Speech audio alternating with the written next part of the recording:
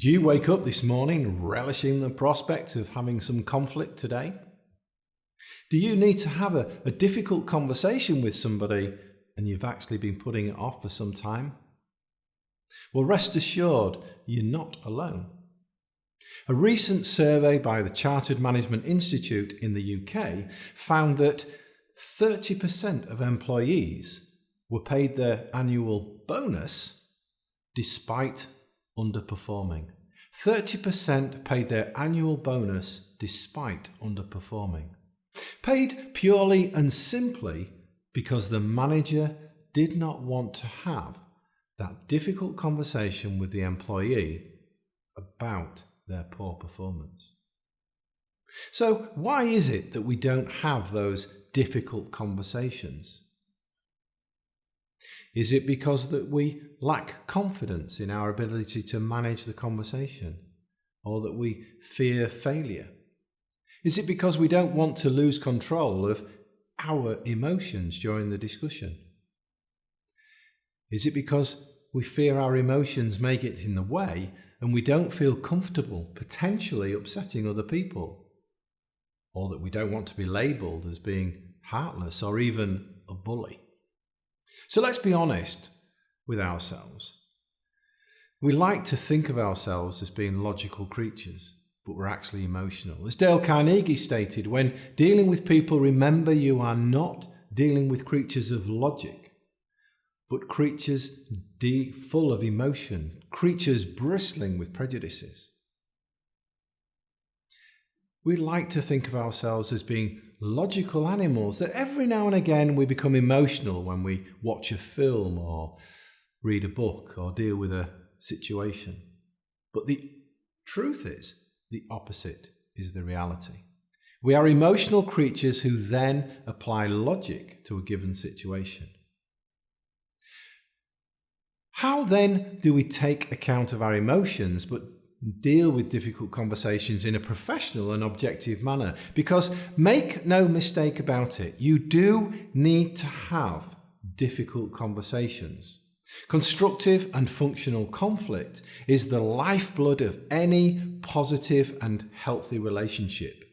It fosters openness and honesty, and in the end, that most important ingredient in any long-term relationship, trust.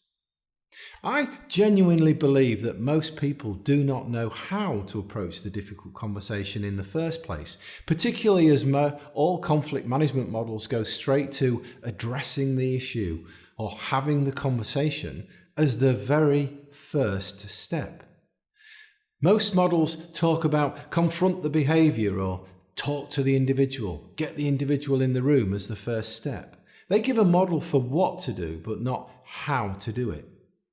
Over 40 years ago, I joined the police and have been dealing with difficult and crucial conversations ever since. Dealing with both the public, and many of those conversations were often in very tense and dangerous situations, but also difficult conversations within the organisation, managing large and small teams, where the staff could be just as belligerent and vocal in their issues. I learned how to be able to manage those conversations so that we ended up being productive and constructive, and I can help you do the same. During that time, I developed my own unique conflict management model, which has 5 key stages. Each stage combines to form the acronym C.A.U.S.E. C.A.U.S.E. C standing for Consider Ways to Address the Issue. A looks at addressing the issue and actually having the conversation. U looks at understanding the issues and all the agendas of those people involved. S stands for Select an Option, for moving forward, which meets the needs of all the parties and stakeholders involved. And then the final crucial aspect, E. E looks at the evaluation after the meeting or conversation and asks that you critically and balanced assessment of all stages of the implementation of the model, and importantly, most importantly, your part in it. So you can see that stage 1, consider ways to address the issue, comes before actually dealing with the issue in the first place. And I know that this is a significant and important difference to other models. The stage is not just about the logistics or planning of the meeting or conversation. It focuses on how to have the discussion in the first place, how to manage your emotions and deal with and influence the other person's emotions and behaviours within that meeting. It's about how you manage the conversation so that you stay in control, thereby increasing your confidence to address the issues. I've made a short video about each stage of the C.A.U.S.E model for you to watch, and I look forward to you viewing them and leaving any thoughts or comments that you may have.